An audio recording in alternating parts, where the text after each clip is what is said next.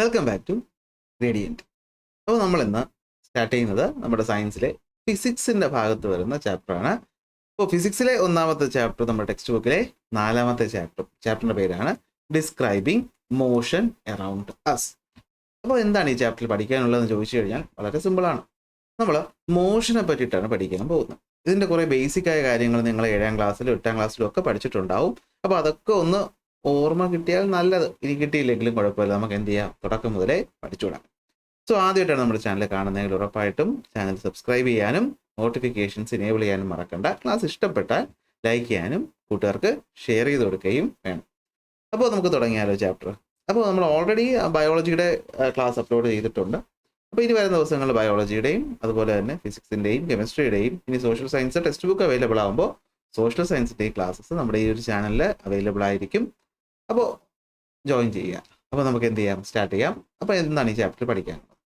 Motion അല്ലെങ്കിൽ ചലനം എന്ന് പറഞ്ഞാൽ എന്താ? ഇപ്പോൾ നിങ്ങൾ അവിടെ നിന്ന് നോക്കുമ്പോൾ ഞാൻ എന്ത് ചെയ്തുകൊണ്ടിരിക്കുകയാണ്?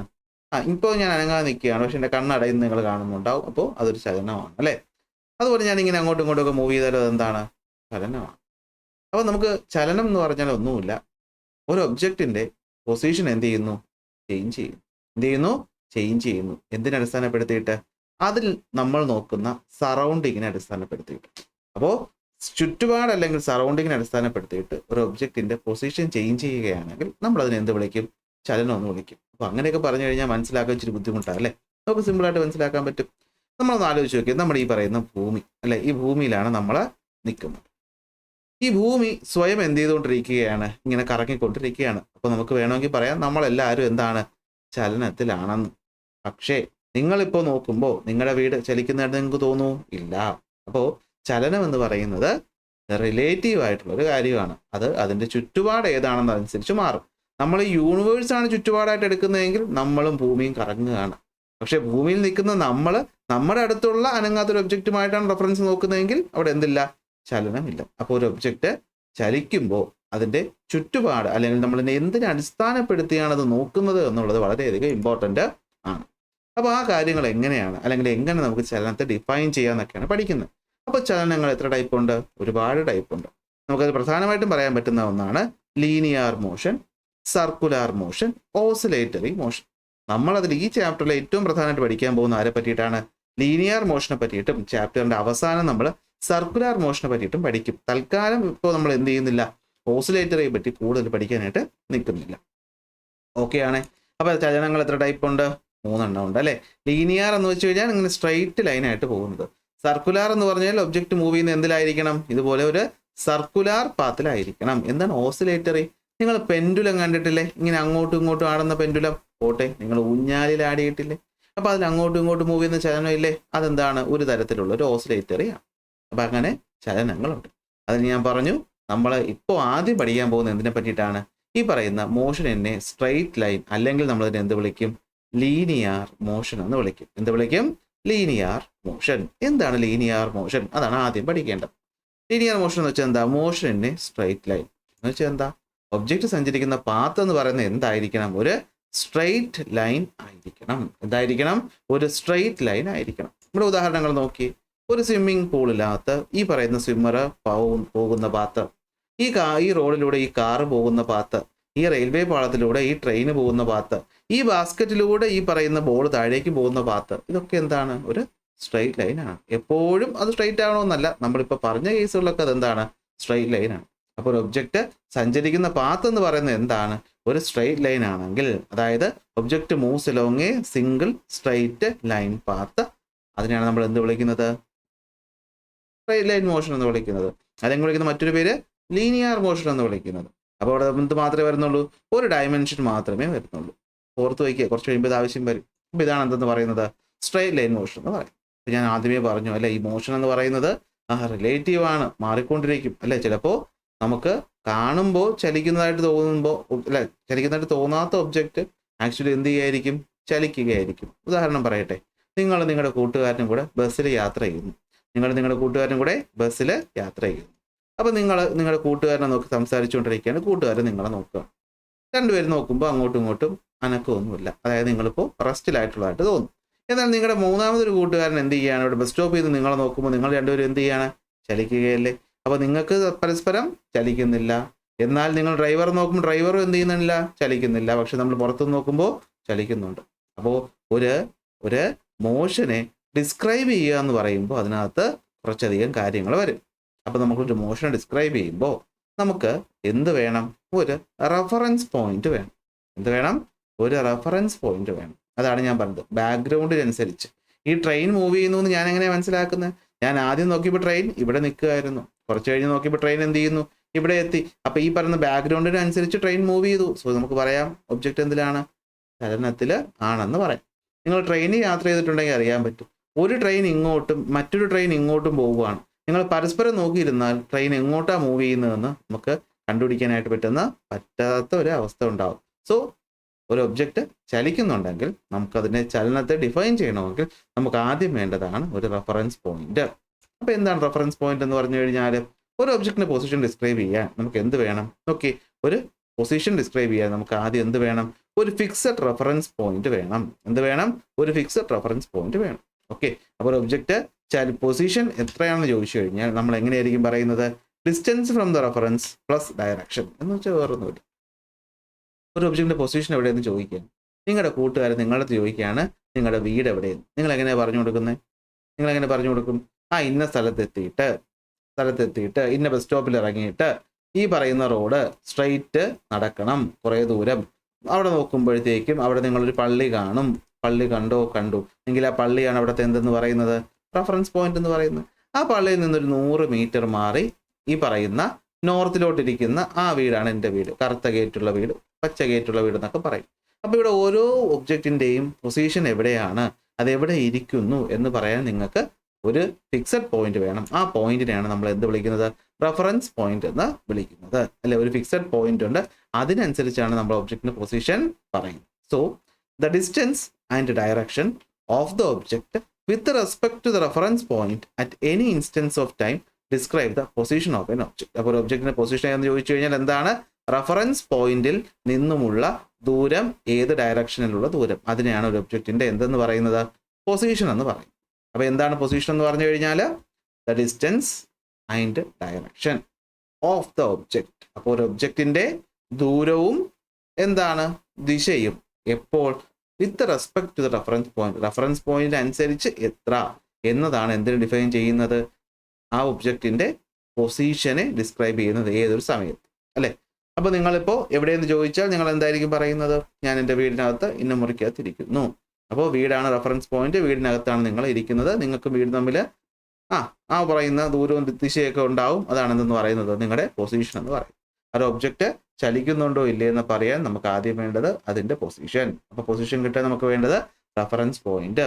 അങ്ങനെയാണെങ്കിൽ എന്തായിരിക്കും മോഷൻ എന്ന് പറഞ്ഞു കഴിഞ്ഞാൽ, ഈ പറയുന്ന റെഫറൻസ് പോയിന്റിനെ അടിസ്ഥാനപ്പെടുത്തിക്കൊണ്ട് സമയത്തിനനുസരിച്ച് നമ്മുടെ പൊസിഷൻ മാറുന്നുണ്ടെങ്കിൽ അതാണ് മോഷൻ എന്ന് പറയുന്നത്. അതായത് എപ്പോഴാണ് ഒബ്ജക്റ്റ് ചലിക്കുന്നത്? റെഫറൻസ് പോയിന്റുമായി നമ്മൾ നോക്കുമ്പോൾ ഒബ്ജക്റ്റിന്റെ പൊസിഷൻ സമയത്തിനനുസരിച്ച് മാറുന്നുണ്ടെങ്കിൽ നമുക്ക് പറയാം ഒബ്ജക്റ്റ് എന്ത് ചെയ്യുന്നു? ചലിക്കുന്നു എന്ന് പറയാം. അതായത് ഈ പറയുന്ന പെൺകുട്ടി കണ്ടോ, ഈ പെൺകുട്ടിയെ കണ്ടോ? അപ്പോൾ ഇതാണ് റെഫറൻസ് പോയിന്റ് എന്ന് പറയുന്നത്. അപ്പോൾ ഈ പെൺകുട്ടി ചലിക്കുന്നുണ്ടെന്ന് പറഞ്ഞതിൻ്റെ അർത്ഥം എന്താണ്? ആദ്യം നോക്കിയപ്പോൾ പെൺകുട്ടി ഇവിടെ നിൽക്കുകയായിരുന്നു. അപ്പോൾ റെഫറൻസ് പോയിന്റിൽ നിന്നും എക്സ് ദൂരത്തിലാണ് പെൺകുട്ടി. 2 മിനിറ്റ് കഴിഞ്ഞ് നോക്കിയപ്പോഴത്തേക്കും പെൺകുട്ടി ഇവിടെ നിൽക്കുകയാണ്. അപ്പോൾ റെഫറൻസ് പോയിന്റിൽ നിന്നുള്ള ദൂരം മാറിയില്ലേ? അപ്പോൾ നമുക്ക് പറയാൻ പറ്റും ഈ ഒബ്ജക്റ്റ് എന്തിലാണെന്ന്? മോഷനിലാണെന്ന്. അപ്പോൾ എന്താണ് മോഷൻ എന്ന് പറഞ്ഞു കഴിഞ്ഞാൽ, ഒരു ഫിക്സഡ് പോയിന്റ് ആയിട്ടുള്ള റെഫറൻസ് പോയിന്റ് അടിസ്ഥാനപ്പെടുത്തി ഒരു ഒബ്ജക്റ്റിന്റെ പൊസിഷൻ സമയത്തിനനുസരിച്ച് ചേഞ്ച് ചെയ്യുന്നുണ്ടെങ്കിൽ നമുക്ക് പറയാൻ പറ്റും ഒബ്ജക്റ്റ് മോഷനിലാണ്. എന്നാൽ പിന്നെ എന്താ റെസ്റ്റ് എന്ന് വെച്ച് കഴിഞ്ഞാൽ, സമയത്തിനനുസരിച്ച് പൊസിഷൻ എന്ത് ചെയ്യുന്നില്ല? ചേഞ്ച് ചെയ്യുന്നില്ല എങ്കിൽ നമുക്ക് എന്ത് പറയാൻ പറ്റും? അത് റെസ്റ്റിലാണെന്ന് പറയാനായിട്ട് പറ്റും. അപ്പോൾ ഇതാണ് എന്തെന്ന് പറയുന്നത്? മോഷനും റെസ്റ്റും എന്ന് പറയും. ഇതിനാണ് നമ്മൾ എന്തെന്ന് പറയുന്നത്? മോഷനും റെസ്റ്റും എന്ന് പറയുന്നത്. ഇതാ ഇവിടെ പറയുന്നുണ്ട്, കണ്ടോ? മോഷനും റെസ്റ്റ്. സെറ്റല്ലേ? അപ്പോൾ എന്താ പഠിച്ചത്? മോഷൻ. എന്താണ് മോഷൻ? ഒബ്ജക്റ്റിന്റെ പൊസിഷൻ സമയത്തിനനുസരിച്ച് ചേഞ്ച് ചെയ്യുന്നുണ്ടെങ്കിൽ അത് മോഷൻ. ഒബ്ജക്റ്റിന്റെ പൊസിഷൻ സമയത്തിനനുസരിച്ച് ചേഞ്ച് ചെയ്യുന്നില്ലെങ്കിൽ അത് റെസ്റ്റ്. അപ്പോൾ റെസ്റ്റ് മോഷനും പറയണമെങ്കിൽ നമുക്ക് പൊസിഷൻ വേണം. പൊസിഷൻ വേണമെങ്കിൽ നമുക്കൊരു റെഫറൻസ് പോയിന്റും വേണം. പൊസിഷൻ വേണമെങ്കിൽ നമുക്ക് എന്ത് വേണം? ഒരു റെഫറൻസ് പോയിന്റും വേണം. അപ്പോൾ അങ്ങനെ നമുക്ക് ഈ പറയുന്ന പൊസിഷൻ എത്രത്തോളം ഒന്ന് അളക്കണം, വേണ്ടേ? അപ്പോൾ ഒരു ഒബ്ജക്റ്റിൻ്റെ മോഷനെ പറ്റി നമുക്ക് പറയുമ്പോൾ നമുക്ക് ആദ്യം എന്ത് വേണം? ആ ഒബ്ജക്റ്റിൻ്റെ മൂവ്മെൻറ്റ് എത്രയാണെന്ന് അളക്കണം. അപ്പോൾ ചലിക്കുന്ന ഒബ്ജക്റ്റിൽ ചേഞ്ച് ചെയ്യുന്നത് എന്താണ്? റെഫറൻസ് പോയിന്റിൽ നിന്നുള്ള ദൂരം. അപ്പോൾ ആ ദൂരത്തിനെയാണ് നമ്മൾ എന്തെന്ന് വിളിക്കുന്നത്? ഡിസ്റ്റൻസ് ട്രാവൽഡ് എന്ന് വിളിക്കുന്നത്. എന്തെന്ന് വിളിക്കുന്നത്? ഡിസ്റ്റൻസ് ട്രാവൽഡ് എന്ന് വിളിക്കുന്നത്. അപ്പോൾ ഈ ഡിസ്റ്റൻസ് എത്ര ട്രാവൽ ചെയ്തു എന്ന് അറിയണമെങ്കിൽ നമുക്ക് ചെറിയൊരു കണക്കും വഴക്കും ഒക്കെ വേണം. അതായത് നമ്മൾ ഒരു ഒബ്ജക്റ്റിൻ്റെ ചലനം നമ്മൾ പഠിക്കാൻ പോകുമ്പോൾ നമ്മൾ ആദ്യം എടുക്കേണ്ടത് ഒരു ഒറിജിനാണ്. നമ്മൾ ഗ്രാഫ് വരയ്ക്കൂലേ? ഗ്രാഫ് വരയ്ക്കുന്നത് ഇതൊരു ഗ്രാഫാണ്. നിങ്ങൾ ചിന്തിച്ച് ഗ്രാഫ്, അപ്പോൾ ഇതൊരു ഗ്രാഫാണെന്ന് ചിന്തിച്ച് എങ്കിൽ ഇതാണ് ഒറിജിൻ എന്ന് പറയുന്നത്. ആണോ അല്ലേ? അപ്പോൾ ഇവിടെ നമുക്ക് ചലനം മെഷർ ചെയ്യാൻ എളുപ്പമല്ലേ? വലത്തോട്ടുള്ള മെഷർമെൻറ്റുകളൊക്കെ എന്തായിരിക്കും? പോസിറ്റീവ് ആയിരിക്കും. ഇനി ആ പെൺകുട്ടി അവിടെ പോയിട്ട് തിരിച്ചു വല്ലതും വരികയാണെങ്കിൽ നമുക്ക് എന്ത് ചെയ്യാം? അത് കണ്ടുപിടിക്കാനായിട്ട് പറ്റും. അപ്പോൾ ഒരു ഒബ്ജക്റ്റിൻ്റെ മോഷൻ ഡിഫൈൻ ചെയ്യാൻ നമുക്ക് ആദ്യം ഒരു ഒറിജിൻ വേണം. ഒറിജിനിൽ നിന്നുള്ള ദൂരങ്ങൾ വേണം. വലത്തോട്ടുള്ള ദൂരത്തിന് നമ്മൾ പോസിറ്റീവായി എടുത്താൽ ഇടത്തോട്ടുള്ള ദൂരത്തിന് നമ്മൾ എന്തെടുക്കണം? നെഗറ്റീവായിട്ട് എടുക്കണം. Okay, so to describe the position we need to specify its direction. Position മാത്രം, അതായത് അതിൻ്റെ പൊസിഷനും വേണം, ഡയറക്ഷനും വേണം. ഒരു വശത്തേക്ക് പോകുന്നതിന് പ്ലസ് ആയിട്ട് എടുത്താൽ അടുത്ത വശത്തേക്ക് പോകുന്ന മൈനസ് ആയിട്ട് എടുക്കണം. പ്ലസും മൈനസും നമ്മൾ ചൂസ് ചെയ്യുന്നതാണ്. അത് അങ്ങോട്ടും ഇങ്ങോട്ടും മാറിപ്പോയെന്ന് വെച്ചാൽ കുഴപ്പമൊന്നുമില്ല. നോർമൽ കൺവെൻഷൻ അനുസരിച്ച് വലത്തോട്ടുള്ളതിന് നമ്മൾ പോസിറ്റീവായിട്ട് എടുക്കും, ഇടത്തോട്ടുള്ളതിന് നമ്മൾ എന്തായിട്ടും എടുക്കും? നെഗറ്റീവായിട്ടും എടുക്കും. ഇങ്ങനെയാണ് നമ്മൾ എന്ത് കണ്ടുപിടിക്കുന്നത്? ഒബ്ജക്റ്റിൻ്റെ ചലിച്ച ഡിസ്റ്റൻസ് കണ്ടുപിടിക്കും. അപ്പോൾ എന്താ ഡിസ്റ്റൻസ് എന്ന് വെച്ച് കഴിഞ്ഞാൽ ഒരു ഒബ്ജക്റ്റ് സഞ്ചരിച്ച ദൂരം. ഇവിടുത്തെ ഒരു ഉദാഹരണം പറയുകയാണേ. ആദ്യം ഈ പറയുന്ന പെൺകുട്ടി O എന്ന പോയിന്റിൽ നിൽക്കുക. എത്ര ദൂരം സഞ്ചരിച്ചു? വലത്തോട് സഞ്ചരിച്ച് B എന്ന പോയിന്റിൽ എത്തി. എത്ര സമയം കൊണ്ട്? 4 സെക്കൻഡ് സമയം കൊണ്ട്. അടുത്ത് അവിടുന്ന് എവിടെ എത്തി?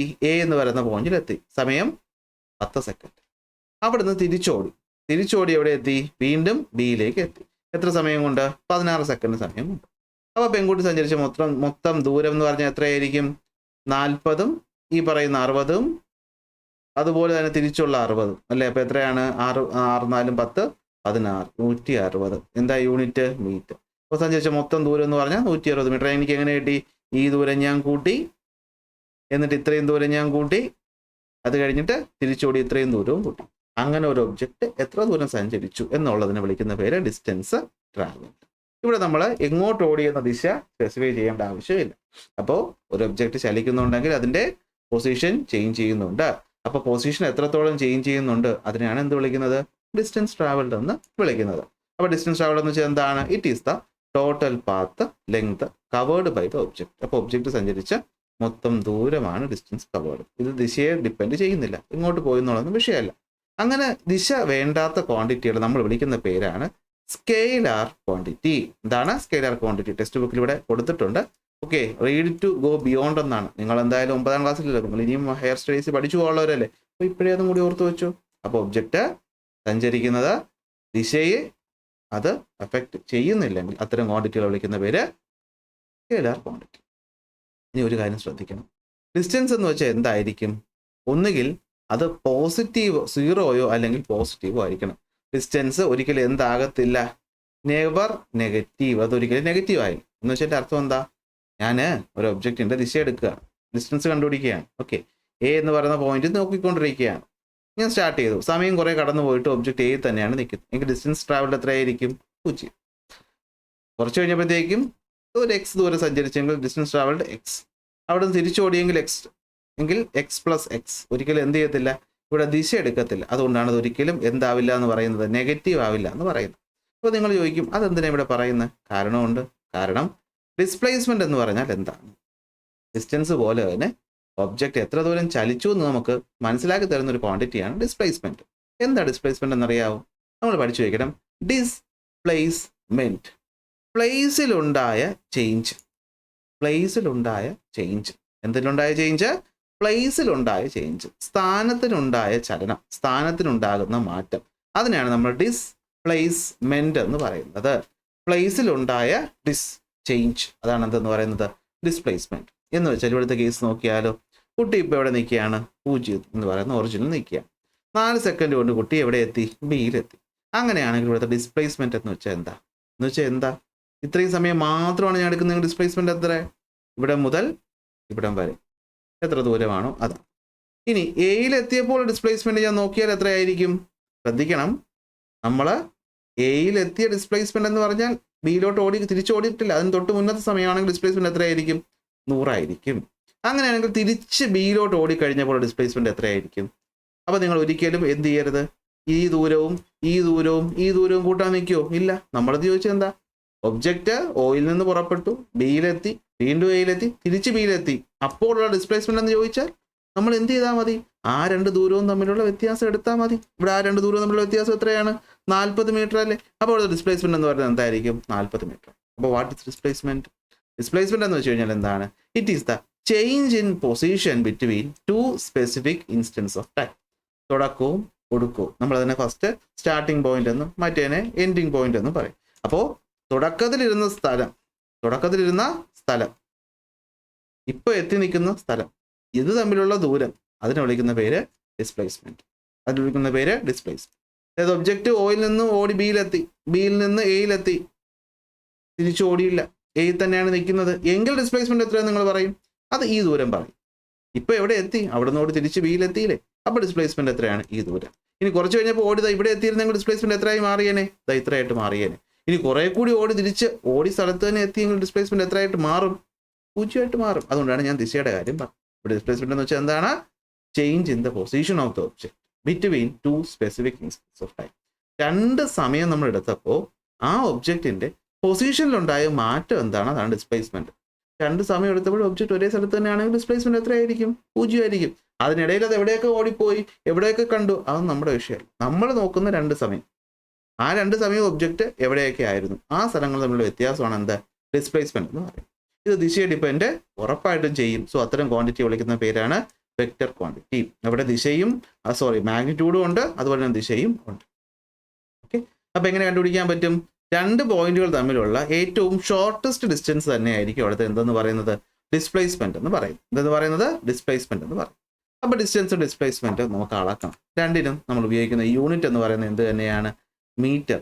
ഓക്കെ, ഇപ്പൊ ഡിസ്റ്റൻസ് ആയാലും ശരി, ഡിസ്പ്ലേസ്മെന്റ് ആയാലും ശരി, അതായത് ഞാനിപ്പോൾ ഡിസ്റ്റൻസ് എഴുതിയാൽ അത് 15 മീറ്റർ ആണെങ്കിൽ ഡിസ്പ്ലേസ്മെന്റ് എന്ന് എഴുതുമ്പോൾ എത്രയായിരിക്കും? 15 മീറ്റർ ആയിരിക്കും. പിന്നെ എന്താ വരുമ്പോൾ വ്യത്യാസം? ഡിസ്റ്റൻസ് എന്ന് പറയുമ്പോൾ ഞാൻ 15 മീറ്റർ എന്ന് മാത്രം പറഞ്ഞാൽ മതി. ഡിസ്പ്ലേസ്മെന്റ് നമ്മൾ എസ് എന്ന ലെറ്റർ കൊണ്ട് അവിടെ ഡിനോട്ട് ചെയ്യുന്നു, അതുകൊണ്ട് എഴുതി വെച്ചു.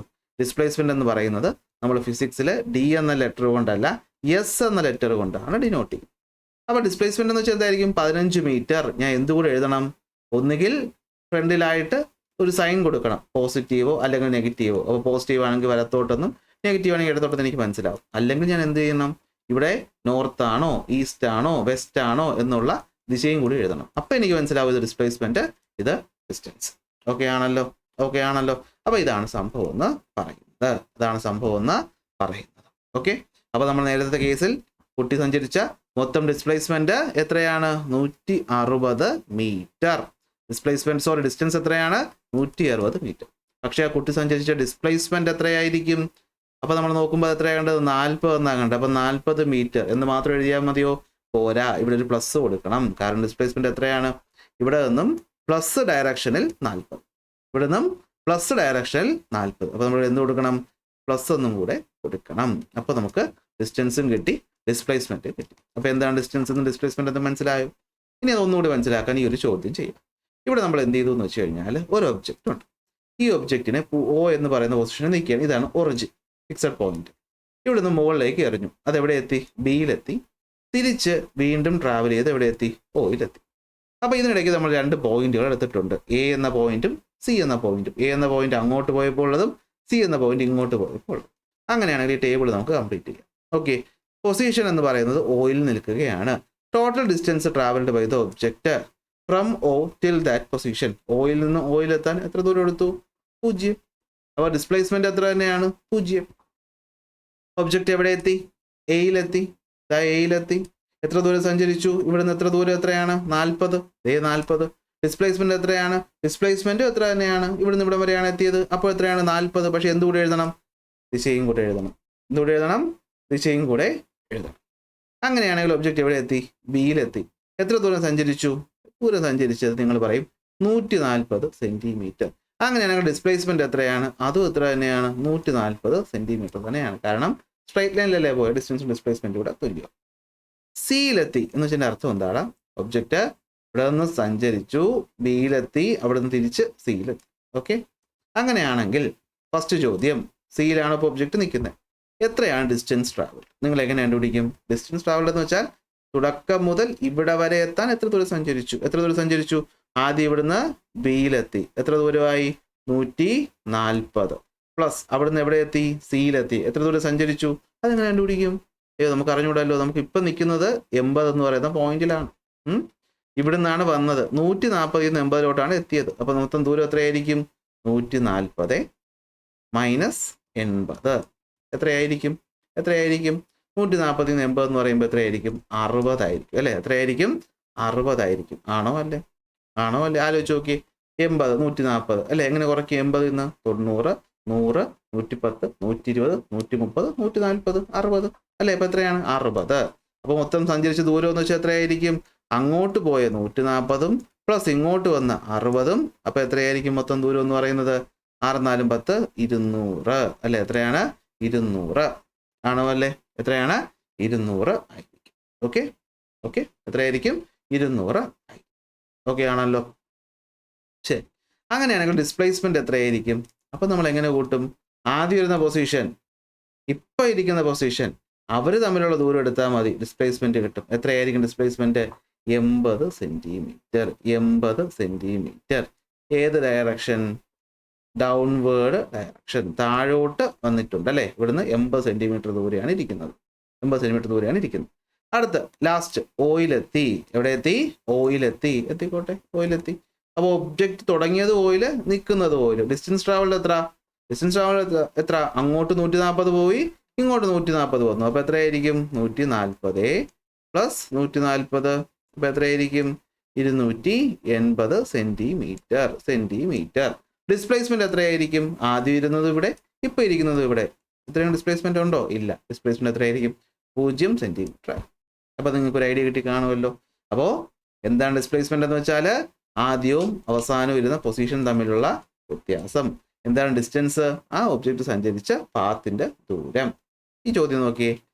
Analyse the data filled in the table 4.1 and choose which of the following is true for displacement. ഡിസ്പ്ലേസ്മെന്റിനെ സംബന്ധിച്ച് ശരിയായിട്ടുള്ള സ്റ്റേറ്റ്മെന്റ് ഏതാണ്? ഇറ്റ് ഈസ് നെവർ 0 ആണോ? അല്ല, ഡിസ്പ്ലേസ്മെന്റ് 0 ആവാം. അപ്പൊ ഇതല്ല, ഇത് തെറ്റാണ്. അടുത്ത, it's magnitude can be greater than the total distance travelled എന്ന് വെച്ചാൽ ഡിസ്പ്ലേസ്മെന്റിന്റെ മാഗ്നിറ്റ്യൂഡ് എന്ന് പറയുന്നത് ഡിസ്റ്റൻസ് ട്രാവലിനേക്കാളും കൂടുതലാവാന്ന ഒരിക്കലും നടക്കത്തില്ല. ഈക്വൽ ആകാം, പക്ഷെ ഒരിക്കലും കൂടുതലാവത്തില്ല. സിയിൽ എന്താ പറഞ്ഞേ? Its magnitude is less than or equal to the total distance travelled. Total distance ട്രാവൽഡിനെ സംബന്ധിച്ചിടത്തോളം ഡിസ്പ്ലേസ്മെന്റ് വേണമെങ്കിൽ അതിനേക്കാളും കുറവാകാം, കാരണം ഇവിടെ 40 ആയപ്പോൾ 40 തുല്യമായി, 140 ആയപ്പോൾ 140 തുല്യമായി, 200 ആയപ്പോൾ 80 അപ്പൊ കുറവായി, 0 അപ്പൊ ഇത് ശരിയാണ്. അതായത് ഡിസ്പ്ലേസ്മെന്റ് എന്ന് പറയുന്നത് ഡിസ്റ്റൻസിനേക്കാൾ കുറവാകാം, മാക്സിമം തുല്യം വരെ ആകാം, കൂടുതലാവത്തില്ല. കാരണം കൂടുതൽ എങ്ങനെ സംഭവിക്കും? നടക്കാത്ത കാര്യം അല്ലേ? ലാസ്റ്റ്, അപ്പൊ ഇത് ശരി. It's magnitude is less than the total distance travelled in all cases. All cases പറയാൻ പറ്റത്തില്ല. ഇവിടെ വരെ ആണെങ്കിൽ ചിലപ്പോൾ എന്തായിരിക്കും? ഈക്വൽ ആവാമല്ലോ. അപ്പൊ അതും പറ്റത്തില്ല. അപ്പോൾ സി ആണ് നമ്മുടെ ഡിസ്പ്ലേസ്മെന്റിനെ സംബന്ധിച്ചിടത്തോളം ശരിയായിട്ടുള്ള ഉത്തരം എന്ന് പറയുന്നു. ഓക്കെ അല്ലേ? പഠിച്ചില്ലേ? എങ്കിൽ ഇവിടെ ഒരു ചോദ്യം ചോദിച്ചു നോക്കിയേ. But how can you describe how fast or slow N object is moving? നമ്മളിപ്പോൾ പഠിച്ചത് എന്താ? ഒബ്ജക്റ്റ് സഞ്ചരിച്ച ദൂരത്തെ പറ്റി. എങ്കിൽ എത്രത്തോളം വേഗത്തിലാണ് ആ ദൂരം മാറിയെന്ന് അറിയണ്ടേ? അതിനു വേണ്ടിയാണ് നമ്മൾ പറയാൻ പോകുന്നത്. അതായത് ഞാനൊരു ഉദാഹരണം പറയുകയാണെ. ഒരു ആമ, ടോർട്ടോയ്സ്, ഒരു മുയൽ രണ്ടുപേരും കൂടെ ഇങ്ങനെ റേസ് നടത്തുക. നിങ്ങൾ പറയും, ഇതിൽ ആരായിരിക്കും വേഗത്തിൽ ഇവിടെ നിന്ന് ഇവിടെ എത്തുന്നത്? ഉറങ്ങിയില്ലെങ്കിൽ അത് മുയലായിരിക്കും. അപ്പൊ നിങ്ങൾക്ക് പറയാൻ പറ്റും മുയലിന്റെ വേഗത എന്താണ്? കൂടുതലാണ്. കാരണം അത് ഇതെങ്ങനെയാണ് നിങ്ങൾ പറഞ്ഞത്? കാരണം ഏറ്റവും കുറഞ്ഞ സമയം കൊണ്ട് കൂടുതൽ ദൂരത്തിലെത്തിയത് ആരാണ്? മുയലാണ്. ഏറ്റവും കുറഞ്ഞ സമയം കൊണ്ട് കൂടുതൽ ദൂരത്തിൽ. അപ്പോൾ സമയത്തിനനുസരിച്ച് ദൂരത്തിനുണ്ടാകുന്ന മാറ്റമാണ് നമ്മളിപ്പോൾ വേഗതയായിട്ട് കണക്കാക്കുന്നത്. അപ്പോൾ ആ വേഗതയെ നമ്മൾ ഡിസ്ക്രൈബ് ചെയ്യുന്ന വാക്കാണ് ആവറേജ് സ്പീഡ്. അപ്പോൾ എന്താണ് ആവറേജ് സ്പീഡ്? സമയത്തിനനുസരിച്ച് ദൂരത്തിലുണ്ടാകുന്ന മാറ്റം. എങ്ങനെ കണ്ടുപിടിക്കും? ഡിസ്റ്റൻസിനെ ടൈം കൊണ്ട് ഡിവൈഡ് ചെയ്താൽ മതി. നമുക്ക് എന്ത് കിട്ടും? Average speed. അപ്പോൾ എന്താണ് ആവറേജ് സ്പീഡ് എന്ന് വെച്ച് കഴിഞ്ഞാൽ distance travelled divided by time. അതായത് എത്ര ദൂരം സഞ്ചരിച്ചു അതിനെത്ര സമയം എടുത്തു. മുയലാണെങ്കിൽ കുറച്ച് സമയം കൊണ്ട് തന്നെ കൂടുതൽ ദൂരം സഞ്ചരിച്ചിട്ടുണ്ടാകും. അതായത് ഒരു ഉദാഹരണം പറഞ്ഞു. ഞാൻ ഇപ്പോൾ പറയുകയാണേ. സമയം എന്ന് പറയുന്നത് 5 സെക്കൻഡ്, ദൂരം എന്ന് പറയുന്നത് 10. അങ്ങനെയാണെങ്കിൽ വേഗത എത്രയായിരിക്കും? 10/5, 2 മീറ്റർ പെർ സെക്കൻഡ് ആയിരിക്കും. Okay okay. അടുത്ത് ദൂരം 10. ആമയാണെങ്കിൽ അതിനടുത്ത് സമയം എന്ന് പറയുന്നത് എത്രയായിരിക്കും? ഒരു 10 ആയിരിക്കും. എങ്കിൽ വേഗത 1 മീറ്റർ പെർ സെക്കൻഡ്. കണ്ടോ? അപ്പോൾ വേഗത ആർക്കാ കൂടുതൽ? ആമയ്ക്കാണ് കൂടുതൽ. കാരണം ആമ എന്താ എടുത്തുള്ളൂ? കുറഞ്ഞ സമയം കൊണ്ട് കൂടുതൽ ദൂരം. ഇവിടെ അതേ ദൂരം സഞ്ചരിക്കാൻ കൂടുതൽ സമയം എടുക്കും. അപ്പോൾ സമയത്തിനനുസരിച്ച് ദൂരത്തിനുണ്ടാവുന്ന മാറ്റമാണ് എന്ത്? വേഗത എന്ന് പറയുന്നത്. So speed is equal to distance by time, total distance by total time. ഇവിടെയും ഡിസ്റ്റൻസിനെ പറ്റി പറയുന്നു. സോ ദിശയുടെ ആവശ്യമുണ്ടോ? ഇല്ല. സോ ഇത് എന്താണ്? ഒരു സ്കെയിലാർ ക്വാണ്ടിറ്റിയാണ്. യൂണിറ്റ് എന്താണ്? മീറ്റർ പെർ സെക്കൻഡ് ആണ്. എന്താ സംഭവം മീറ്റർ പെർ സെക്കൻഡ് വന്നത്? എന്തുകൊണ്ടാണ്? ആലോചിച്ച് നോക്കിയേ. ദൂരം നമ്മൾ അളക്കുന്ന എന്തിലാണ്? മീറ്ററിലാണ്. ഡിവൈഡഡ് ബൈ സമയം നമ്മൾ അളക്കുന്ന എന്തിലാണ്? സെക്കൻഡിലാണ്. അപ്പോൾ യൂണിറ്റ് എന്താണ്? Metre per second. ഏതൊരു ക്വാണ്ടിറ്റിയുടെ യൂണിറ്റ് കണ്ടുപിടിക്കാനായിട്ട് അതിൽ ഏതൊക്കെ ആൾക്കാർ വരുന്നുണ്ടോ അവരുടെ യൂണിറ്റ് അങ്ങ് എഴുതി വെച്ചാൽ മതി. അപ്പോൾ മീറ്റർ പെർ സെക്കൻഡ് ആണ് എന്തെന്ന് പറയുന്നത്? ആവറേജ് സ്പീഡിൻ്റെ യൂണിറ്റ് എന്ന് പറയുന്നത്. ഓക്കെ അല്ലേ? അപ്പോൾ എന്താണ് ആവറേജ് സ്പീഡ് എന്ന് വെച്ച് കഴിഞ്ഞാൽ is the total distance traveled by the time interval during which this distance is covered. ഇത്രയൊന്നും പഠിക്കേണ്ട. Total distance by total time എന്ന് കണ്ടുപിടിച്ചാൽ മതിയാകും. സോ ഇതെന്താണ്? ഇത് ഒരു സ്കെയിലാർ ക്വാണ്ടിറ്റി ആണ്. ഇതെന്ത് ക്വാണ്ടിറ്റിയാണ്? സ്കെയിലാർ ക്വാണ്ടിറ്റിയാണ്. ഓക്കെ, എന്താണ്? സ്കെയിലാർ ക്വാണ്ടിറ്റിയാണ്.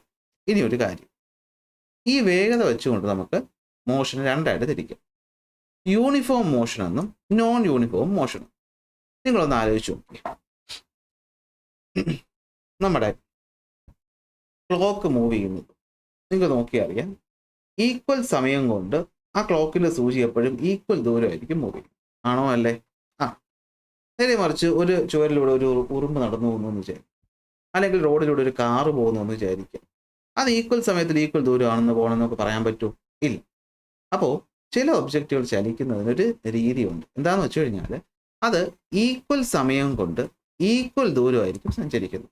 ഇങ്ങനെ സഞ്ചരിച്ചാൽ അത്തരം മോഷനെ വിളിക്കുന്ന പേരാണ് യൂണിഫോം മോഷൻ. അങ്ങനെ വിളിക്കുന്ന പേരാണ് എന്താ? Uniform motion. അപ്പോൾ എന്താ യൂണിഫോം മോഷൻ എന്ന് വെച്ച് കഴിഞ്ഞാൽ an object travels equal distance in equal interval of time.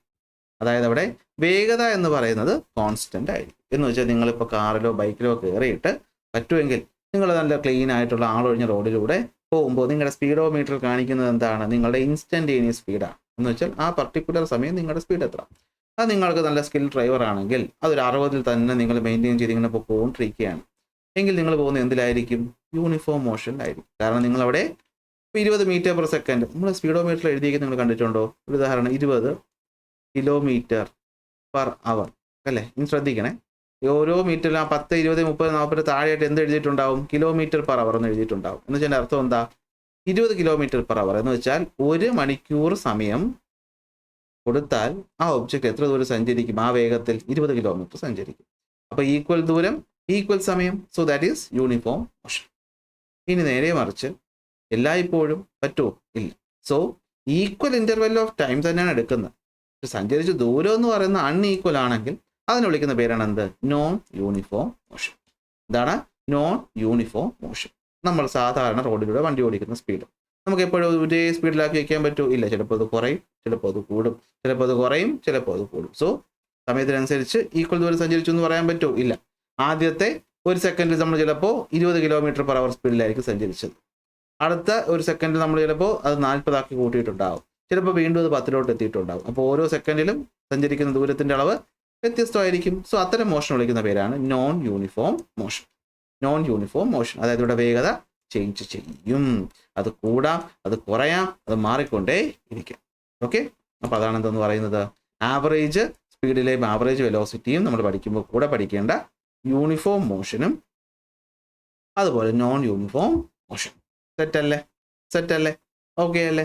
അപ്പോൾ ഇതാണ് എന്തെന്ന് പറയുന്നത്? നമ്മുടെ മോഷൻ്റെ ബേസിക് കാര്യങ്ങൾ എന്ന് പറയും. ഇതിന് പുറമെ നമ്മൾ ഇനി ഒരു കാര്യം കൂടി പഠിക്കാനുണ്ട്. Average velocity. എന്താണ് ആവറേജ് വെലോസിറ്റി? അതിന് മുമ്പ് ഇവിടെ ഒരു ചോദ്യം കണ്ടായിരുന്നു. ഇത് പണ്ട് ഒരു നമ്മുടെ സയൻറ്റിസ്റ്റ് ആയിട്ടുള്ള അല്ലെങ്കിൽ മാത്തമെറ്റീഷ്യൻ ആയിട്ടുള്ള ആര്യഭട്ടൻ്റെ കൃതിയായിട്ടുള്ള ഗണിത കൗമുദിയിൽ ഉണ്ടായിരുന്ന ഒരു ചോദ്യമായിട്ടാണ് കണക്കാക്കുന്നത്. ഇതിൽ നമുക്ക് ഈ പറയുന്ന ആവറേജ് വേഗതയെ പറ്റി പറയുന്നുണ്ട്. പറയുന്നത് 2 പോസ്റ്റ്മാൻമാരുണ്ട്. അപ്പോൾ ഇതൊരു പോസ്റ്റ്മാൻ, ഇതൊരു പോസ്റ്റ്മാൻ. ഇവർ പരസ്പരം ദൂരെയാണ്. എത്ര ദൂരെയാണ്? 210 യോജന ദൂരെയാണ്. അപ്പോൾ യോജന എന്ന് പറയുന്നത് എന്താണ്? അന്നത്തെ ദൂരത്തിൻ്റെ ഒരു യൂണിറ്റ് ആയിരുന്നു. ഇന്ന് നമ്മൾ മീറ്റർ എന്നൊക്കെ പറയുമ്പോൾ. ഇവർ രണ്ടുപേരും പരസ്പരം നേരെ നടക്കാൻ തുടങ്ങി. ശ്രദ്ധിക്കേണ്ട കാര്യം, ആദ്യത്തെ പോസ്റ്റ്മാൻ നടക്കുന്നത് എത്രയെന്ന് വെച്ച് കഴിഞ്ഞാൽ 9 യോജന പെർ ഡേ. ഒരു ദിവസം കൊണ്ട് എത്ര ദൂരം സഞ്ചരിക്കും? 9 ഈ പറയുന്ന യോജന ദൂരം സഞ്ചരിക്കും. രണ്ടാമത്തെ പോസ്റ്റ്മാൻ ആണെങ്കിൽ 5 യോജന ദൂരമാണ് ഒരു ദിവസം സഞ്ചരിക്കുന്നത്. എങ്കിൽ എത്ര ദിവസം കൊണ്ട് ഇവർ പരസ്പരം കണ്ടുമുട്ടും എന്നുള്ളതാണ് നമ്മുടെ ചോദ്യം. അപ്പോൾ ഈ പറയുന്ന ഇടതുവശത്തുള്ള ആൾ ഒരു ദിവസം 9 സഞ്ചരിക്കും, വലതുവശത്തുള്ള ആൾ ഒരു ദിവസം 5 സഞ്ചരിക്കും. അങ്ങനെയാണെങ്കിൽ ഒരു ദിവസം ഇവർ രണ്ടുപേരും കൂടി സഞ്ചരിച്ച ദൂരം 5 + 9. 5 + 9 എത്രയായിരിക്കും? 14. ഒരു ദിവസം 14. മൊത്തം കവർ ചെയ്യേണ്ട ദൂരം എന്ന് പറഞ്ഞാൽ 210. അപ്പോൾ എത്രയായിരിക്കും? ഒരു ദിവസം 14, മൊത്തം എത്തേണ്ട 210. സോ 210/14 അഥവാ 15 ദിവസം കൊണ്ട് ഇവരെത്തും. അപ്പോൾ അന്ന് മുതലേ നമുക്ക് ഈ പറയുന്ന ആവറേജ് വേഗതയൊക്കെ കണ്ടുപിടിക്കാൻ അല്ലെങ്കിൽ സ്പീഡൊക്കെ നമ്മൾ കാൽക്കുലേറ്റ് ചെയ്യാൻ പഠിച്ചിരുന്നു. സോ 15 ദിവസം കൊണ്ട്. അതായത് ഒന്നാമത്തെ പോസ്റ്റ്മാൻ എന്ന് പറയുന്നത് 135 യോജന കടന്ന്, ഒന്നാമത്തെ പോസ്റ്റ്മാൻ എന്ന് പറയുന്നത് ഇവിടെ നിന്നും 135 യോജന കടന്ന് ഇവിടെ എത്തിയിട്ടുണ്ടാവും. രണ്ടാമത്തെ പോസ്റ്റ്മാൻ കുറച്ച് സ്ലോ അല്ലേ, അപ്പോൾ അത്രയും വേണ്ട. എത്രയായിരിക്കും? 75 യോജന നടന്നിട്ടുണ്ടാവും. പക്ഷെ രണ്ടുപേരും ഇവിടെ വെച്ച് എന്ത് ചെയ്യും? കണ്ടുമുട്ടും. ഓക്കെ, ഇതാണ് എന്ന് പറയുന്നത് നമ്മളെ സ്പീഡുമായി ബന്ധപ്പെട്ടിരിക്കുന്ന കാര്യം. ഓക്കെ അല്ലേ? അപ്പോൾ സ്പീഡ് പഠിച്ചെങ്കിൽ നമുക്ക് അടുത്ത ആവറേജ് വെലോസിറ്റി പഠിച്ചൂടെ? വേറെ ഒന്നുമില്ല, സെയിം സാധനം തന്നെയാണ്. ആവറേജ് വെലോസിറ്റി എന്ന് വെച്ചാൽ നമ്മൾ ഡിസ്റ്റൻസ് ബൈ ടൈമിന് പകരം അവിടെ എന്തെടുക്കും? ഡിസ്പ്ലേസ്മെന്റ് ബൈ ടൈം എടുക്കും. ഇതെടുക്കും ഡിസ്പ്ലേസ്മെന്റ് ബൈ ടൈം. അതായത് ദൂരമല്ല എടുക്കുന്നത്, പ്ലേസ്മെന്റിലുണ്ടായ മാറ്റം സമയത്തിനനുസരിച്ച് എത്ര എന്നെടുത്തു കഴിഞ്ഞാൽ അതാണ് എന്ന് പറയുന്നത് ആവറേജ് വെലോസിറ്റി എന്ന് പറയും. അപ്പോൾ ആവറേജ് വെലോസിറ്റി എന്ന് വെച്ച് കഴിഞ്ഞാൽ എന്തായിരിക്കും? It is the change in position by time, അല്ലെങ്കിൽ എന്ത് പറയാം? ഡിസ്പ്ലേസ്മെന്റ് ബൈ ടൈം എന്ന് പറയാം. എന്തായിരിക്കും വ്യത്യാസം? ഡിസ്റ്റൻസ് എന്ന് വെച്ചാൽ പാത്ത് ട്രാവൽഡ്, ഡിസ്പ്ലേസ്മെന്റ് എന്ന് വെച്ച് കഴിഞ്ഞാൽ ആദ്യ അവസാനം തമ്മിലുള്ള സ്ട്രൈറ്റ് ലൈൻ ദൂരം. അപ്പോൾ ഇത് തമ്മിലുള്ള വ്യത്യാസം ഉണ്ടാകാം, ഇനി ചിലപ്പോൾ ഉണ്ടായില്ലെന്നും വരാം, അതൊരു കാര്യമില്ല. അപ്പോൾ ആവറേജ് വെലോസിറ്റി എന്ന് വെച്ചാൽ എന്താണ്? Change in position by time, അല്ലെങ്കിൽ എന്താണ്? Displacement by time. നമുക്ക് ഞാൻ പറഞ്ഞു ഡിസ്പ്ലേസ്മെന്റിനെ എസ് എന്ന ലെറ്റർ കൊണ്ടാണ് ഡിനോട്ട് ചെയ്യുന്നത്. സോ നമുക്ക് എഴുതാം velocity is equal to S by T. S എന്ന് വെച്ചാൽ ഡിസ്പ്ലേസ്മെന്റ്, ടി എന്ന് വെച്ചാൽ ടൈം. എസ് എന്ന് വെച്ചാൽ ഡിസ്പ്ലേസ്മെന്റ്, ടി എന്ന് വെച്ചാൽ ടൈം. പക്ഷേ ഇവിടെയും നമ്മൾ എന്തുകൂടെ എഴുതണം? അവിടുത്തെ ഡയറക്ഷൻ കൂടെ എഴുതണം. എന്തുകൂടെ എഴുതണം? ഡയറക്ഷൻ കൂടെ എഴുതണം. ഓക്കെ, അതായത് പോസിറ്റീവ് ആണോ നെഗറ്റീവ് ആണോ എന്നുള്ളത് കൂടെ നമ്മൾ എന്ത് ചെയ്യണം? അവിടെ ഇൻഡിക്കേറ്റ് ചെയ്യണം. അപ്പോൾ യൂണിറ്റിലോട്ട് വരാം. ഓക്കെ, അപ്പോൾ ഇത് സ്ട്രൈറ്റ് ലൈൻ പോസിറ്റീവ് നെഗറ്റീവ് എടുക്കുന്ന കാര്യമൊക്കെ ഓർത്ത് വെച്ച് പോകാം. ഇനി ആവറേജ് വെലോസിറ്റിയെ നമുക്ക് മറ്റൊരു രീതിയിൽ കൊണ്ട് ഡിഫൈൻ ചെയ്യാം. വാട്ട് ഈസ് ആവറേജ് വെലോസിറ്റി എന്ന് ചോദിച്ചാൽ നമുക്ക് അതിന് rate of change of displacement എന്നും വേണമെങ്കിൽ എന്ത് ചെയ്യാം? ഡിഫൈൻ ചെയ്യാം. വെലോസിറ്റിയെ നമുക്ക് വേണമെങ്കിൽ rate of change of displacement എന്ന് എഴുതാം. എന്ന് വെച്ചാൽ പേടിക്കേണ്ട, ഫിസിക്സിൽ റേറ്റ് ഓഫ് എന്ന് പറഞ്ഞു കഴിഞ്ഞാൽ പലപ്പോഴും അതിൻ്റെ അർത്ഥം ബൈ ടൈം എന്ന്. അപ്പോൾ rate of change of displacement എന്ന് വെച്ചാൽ റേറ്റ് ഓഫ് എന്ന് വെച്ചാൽ by time of displacement, that is V is equal to S by T. V is equal to S by T. തെറ്റാണോ? അപ്പോൾ എന്താ വ്യത്യാസം? അപ്പോൾ സ്പീഡ് എന്ന് പറഞ്ഞാൽ അത് ഡിസ്റ്റൻസ് ബൈ ടൈം, വെലോസിറ്റി എന്ന് പറഞ്ഞാൽ അത് ഡിസ്പ്ലേസ്മെന്റ് ബൈ ടൈം. സ്പീഡ് ഒരു സ്കെയിലാർ ക്വാണ്ടിറ്റി ആണ്, വെലോസിറ്റി എന്താണ്? ഒരു വെക്റ്റാർ ക്വാണ്ടിറ്റി ആണ്. ഒരു വെക്റ്റാർ ക്വാണ്ടിറ്റി ആണ്. സ്പീഡ് എന്ന് പറയുന്നത് സ്കെയിലാർ ആണ്, വെലോസിറ്റി എന്ന് പറയുന്നത് എന്താണ്? അപ്പോൾ ഒരു വെക്റ്റാർ ക്വാണ്ടിറ്റി ആണ്. ഓക്കെ ആണല്ലോ? രണ്ടിൻ്റെ യൂണിറ്റ് എന്ത് തന്നെയാണ്? Standard unit metre per second തന്നെയാണ്. പക്ഷേ സ്പീഡിന് ദിശ വേണ്ട, വെലോസിറ്റിക്ക് എന്തുകൂടെ അവിടെ എഴുതണം? നമ്മൾ ഡയറക്ഷൻ കൂടെ എഴുതണം. സാധാരണഗതിയിൽ പോസിറ്റീവോ നെഗറ്റീവോ കൊടുത്തായിരിക്കും നമ്മൾ ഡയറക്ഷൻ എഴുതുന്നത്. ഇതാണ് ഇവിടെ പറഞ്ഞിരിക്കുന്നത്. കണ്ടോ? പൊസിഷൻ നമുക്ക് റേറ്റ് ഓഫ് ചേഞ്ച് എന്ന രീതിയിലും എഴുതാനായിട്ട് പറ്റും. മീറ്റർ പെർ സെക്കൻഡ്, അല്ലെങ്കിൽ ഇപ്പോൾ ഇങ്ങനെ നോക്കി, ഇത് രണ്ട് തമ്മിൽ എന്താ വ്യത്യാസം?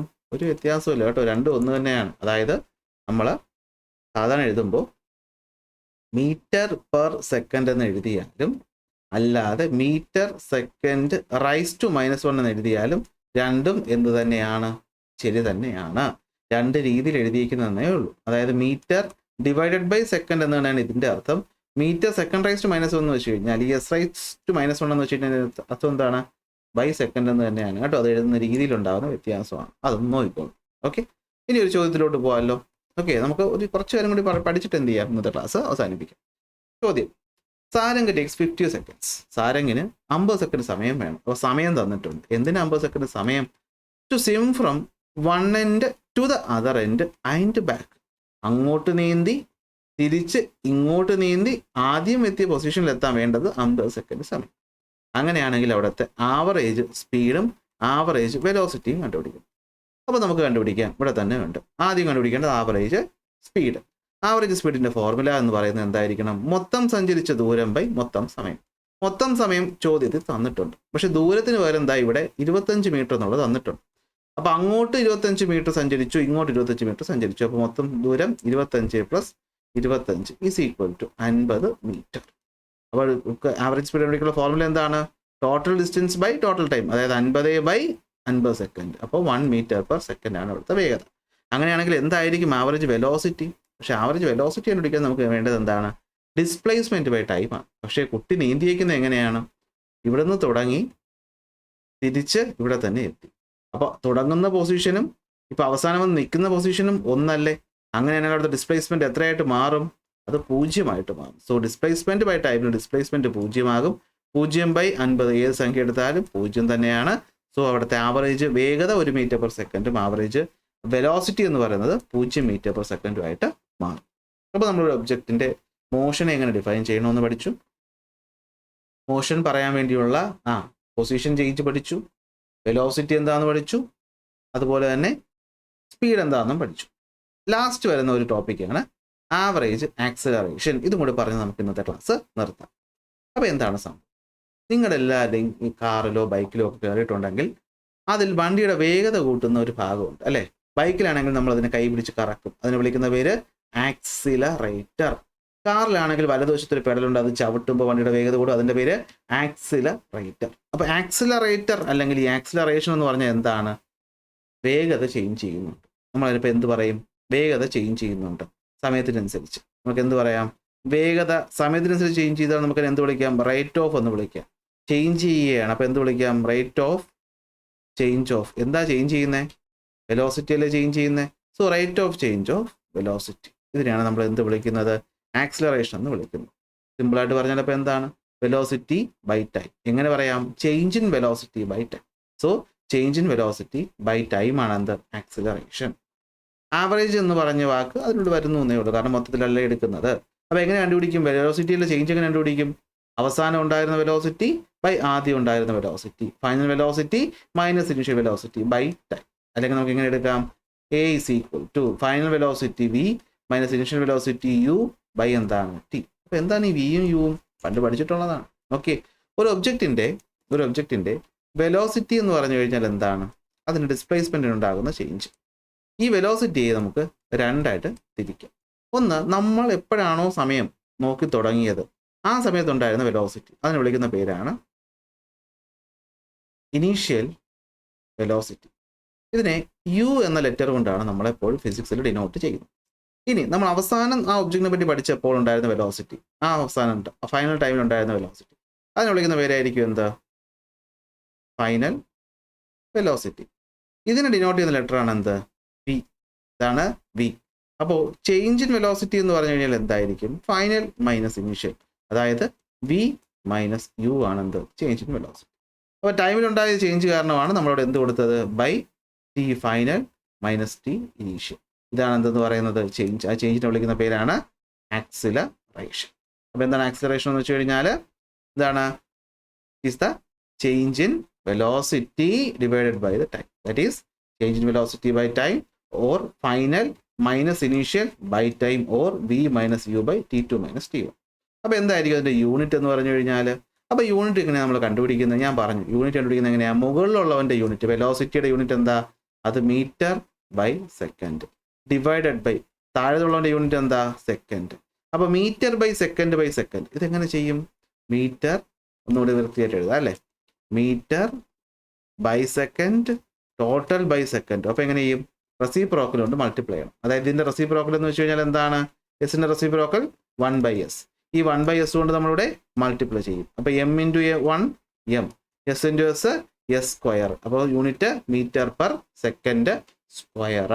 Unit metre per second square. ഇതിനെ നമുക്ക് വേണമെങ്കിൽ സെക്കൻഡ് സ്ക്വയർ ഡിനോമിനേറ്റർ ആയതുകൊണ്ട് മീറ്റർ സെക്കൻഡ് റൈസ് ടു -2 എന്ന് വേണമെങ്കിലും എഴുതാം. മീറ്റർ പെർ സെക്കൻഡ് എന്ന് എഴുതാം. എങ്ങനെയാ വന്നതെന്ന് മനസ്സിലായില്ലേ? പക്ഷേ ഇതെന്ത് ക്വാണ്ടിറ്റിയാണ്? ഇതൊരു വെക്റ്റർ ക്വാണ്ടിറ്റിയാണ്. അപ്പം അതുകൊണ്ട് ദിശയുണ്ട്. അതായത് ആക്സിലറേഷൻ പോസിറ്റീവും ആകാം നെഗറ്റീവും ആകാം. നമ്മൾ വണ്ടിയിൽ കയറി നമ്മൾ സ്പീഡ് ചവിട്ടി കൂട്ടി ആക്സിലറേറ്റർ കൊടുത്ത് അപ്പോൾ വണ്ടിയുടെ വേഗത കൂടുന്നു, അത് പോസിറ്റീവ് ആക്സിലറേഷൻ. അങ്ങനെ പൊക്കോണ്ടിരുന്നപ്പോൾ പെട്ടെന്നൊരു പട്ടി ഓടുകയും ചാടി. അപ്പം നമ്മൾ ബ്രേക്ക് അമർത്തി, അപ്പോഴും വേഗത എന്ത് ചെയ്യുന്നുണ്ട്? കുറയുന്നുണ്ട്. കുറഞ്ഞില്ലേ? എങ്കിൽ അവിടെ ഉണ്ടാകുന്ന ആക്സിലറേഷൻ നെഗറ്റീവ് ആക്സിലറേഷൻ. അപ്പോൾ ആക്സിലറേഷൻ പോസിറ്റീവും ആകാം നെഗറ്റീവും ആകാം. വണ്ടി പൊക്കോണ്ടിരിക്കുന്ന അതേ ദിശയിലാണ് സ്പീഡ് കൂടുന്നതെങ്കിൽ അത് പോസിറ്റീവ്. അതിന് എതിർ ദിശയിലാണ് സ്പീഡ് കൂടിയോ കുറഞ്ഞോ ഇരിക്കട്ടെ, കുറഞ്ഞു, അപ്പോൾ എന്താണത്? അത് നെഗറ്റീവ്. ഇതിന് നമ്മൾ ആക്സിലറേഷൻ, ഇതിന് നമ്മൾ റിട്ടാർഡേഷൻ എന്നും വിളിക്കും. വേണമെങ്കിൽ പിന്നീട് അത് ഓർത്ത് വയ്ക്കാം. അപ്പോൾ ഇത്രയേ ഉള്ളൂ നമ്മുടെ എന്തെന്ന് പറയുന്നത് നമ്മുടെ ആക്സിലറേഷൻ എന്ന് വിളിക്കും. അത് പോസിറ്റീവും ആകാം നെഗറ്റീവും. ഇന്നത്തേക്ക് ഇത്രയും പോലെ. ഇനി അടുത്ത ക്ലാസ് നമുക്ക് എന്ത് ചെയ്യാം? ഇതുമായി ബന്ധപ്പെട്ട ചോദ്യങ്ങൾ ചെയ്യാനായിട്ട് പഠിക്കാം. അതിനുശേഷം നമുക്ക് ഗ്രാഫ് വരയ്ക്കാനും പഠിക്കാം. ഓക്കെ, അപ്പോൾ റെഡിയല്ലേ? അപ്പോൾ ഇതാണ് നമ്മുടെ ആദ്യത്തെ ഫിസിക്സ് ചാപ്റ്ററിലെ ആദ്യത്തെ ക്ലാസ്. ഇഷ്ടപ്പെട്ടാൽ ഉറപ്പായിട്ട് ലൈക്ക് ചെയ്യുക, ഷെയർ ചെയ്യുക, സബ്സ്ക്രൈബ് ചെയ്യുക. അടുത്ത ക്ലാസ്സിൽ അടുത്ത ടോപ്പിക്കുമായിട്ട് കാണാം.